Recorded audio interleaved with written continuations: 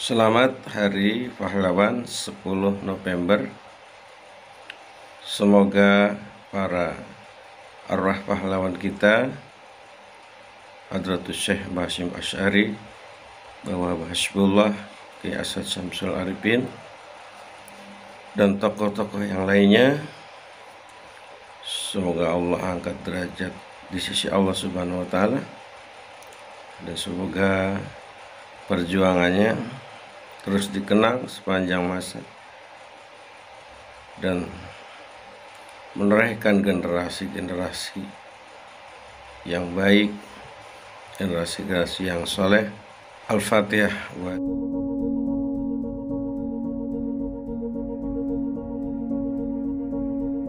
Masih dalam momentum Hari Pahlawan, kami sarankan agar kalian lebih memahami alur pembahasan sejarah pertempuran Surabaya kali ini.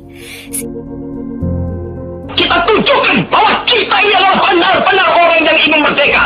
Dan untuk kita, saudara-saudara, lebih baik kita hancur daripada tidak merdeka. Sebelum kita tetap merdeka atau mati. Dan kita yakin, saudara-saudara, pada akhirnya pastilah kemenangan akan jatuh ke tangan kita. Sebab Allah selalu berada di pihak yang benar. Percayalah saudara-saudara, Tuhan akan melindungi kita sekalian. Allahu Akbar, Allahu Akbar, Allahu Akbar. Merdeka! Pidato Bung Tomo yang baru kalian dengar merupakan bagian akhir pidatonya ketika menyemangati arek-arek Surabaya melawan pasukan sekutu. Seruan takbir yang ia gelorakan merupakan saran dari pada 21 dan 22 Oktober 1945, delegasi Nahdlatul Ulama atau NU se-Jawa dan Madura berkumpul di Surabaya. Beberapa ulama yang dikumpulkan Kiai Haji Hashim Asy'ari di dua hari itu adalah Kiai Haji Abdul Wahab Hasbullah, Kiai Haji Bisri Syansuri, dan para kiai serta ulama lainnya. Pertemuan itu turut dihadiri Panglima Laskar Hizbullah, Kiai Haji Zainul Arifin Pohan. Saat itu, Rais Akbar Karno diminta mengirim utusan khusus kepada Roisul Akbar Nahdlatul Ulama, Hadratus Syekh Kiai Haji Hashim Asy'ari di Pondok Pesantren Tebu Ireng, Jombang. Tujuannya meminta fatwa Kiai Hashim tentang hukumnya berjihad membela negara yang notabene bukan negara Islam seperti Indonesia. Kiai Hashim lantas memanggil Kiai Haji Wahab Hasbullah dari Tambak Beras, Jombang. Kiai Wahab diminta mengumpulkan ketua-ketua NU se-Jawa dan Madura untuk membahas persoalan ini. Bukan hanya itu, Kiai Hashim juga meminta kiai-kiai utama NU melakukan sholat istikharah, salah satunya Kiai Abbas dari Buntet, Cirebon, Jawa Barat. 21 Oktober 1945, seluruh delegasi NU se-Jawa dan Madura telah berkumpul di kantor pusat Ansor di Jalan Bubutan, Surabaya. Kiai Hashim memimpin langsung pertemuan tersebut dan kemudian dilanjutkan oleh Kiai Wahab. Setelah melalui diskusi yang cukup panjang dan mendengarkan hasil istikharah para kiai utama NU, esok siangnya, tanggal 22 Oktober 1945, pertemuan menghasilkan 3 rumusan penting yang kemudian dikenal dengan istilah Resolusi Jihad NU. Pertama, setiap muslim, tua, muda, dan miskin sekalipun, wajib memerangi orang kafir yang merintangi kemerdekaan Indonesia. Kedua, pejuang yang mati dalam membela kemerdekaan Indonesia layak dianggap syuhada. Ketiga, warga yang memihak kepada Belanda dianggap memecah belah persatuan dan oleh karena itu harus dihukum mati. Dokumen resolusi jihad ditulis dalam huruf Arab Jawa atau pegon, ditandatangani Kiai Haji Hashim Asy'ari, disebarluaskan ke jaringan pesantren, tak terkecuali kepada komandan-komandan Laskar Hizbullah dan Sabilillah di seluruh penjuru Jawa dan Madura. Sementara para kiai membentuk Laskar Sabilillah karena dibakar oleh semangat jihad. Memang Laskar Hizbullah merupakan milisi dari kalangan santri yang sempat dilatih secara militer oleh Jepang berkat siasat Kiai Haji Hashim Asy'ari.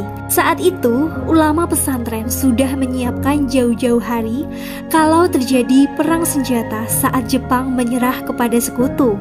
Demikianlah sejak dimaklumatkan pada 22 Oktober 1945, resolusi jihad membakar semangat seluruh lapisan rakyat hingga pemimpin di Jawa Timur, terutama di Surabaya.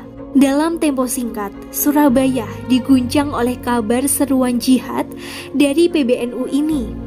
Dari masjid ke masjid dan dari musola ke musola, tersiar seruan jihad yang dengan sukacita disambut penduduk Surabaya. Resolusi jihad memberi dampak signifikan terhadap pembentukan laskar-laskar jihad, terutama menjelang Perang 10 November 1945.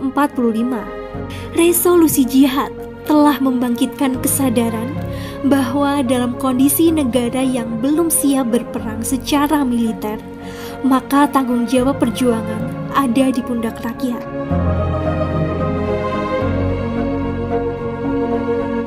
Dikutip dari buku guruku Orang-orang dari Pesantren tahun 2001, Kiai Haji Syaifuddin Zuhri menuliskan, ketika terjadi perlawanan dari kaum santri dan rakyat Indonesia di Surabaya pada 10 November 1945, rakyat Semarang juga melakukan perlawanan kepada tentara sekutu yang mendarat di Semarang.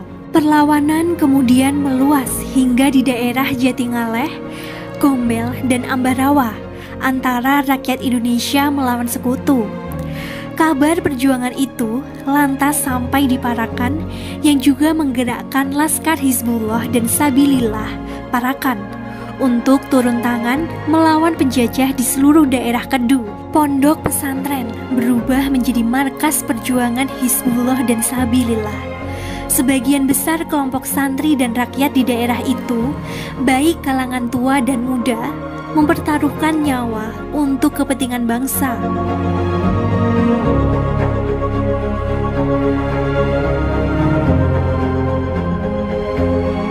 Semangat membela agama dan tanah air yang dipicu oleh resolusi jihad kemudian diperkuat lagi dengan pidato Kiai Haji Hashim Asy'ari pada pembukaan Muktamar NU ke-16 dan yang pertama setelah perang pada 26 hingga 29 Maret 1946 di Purwokerto.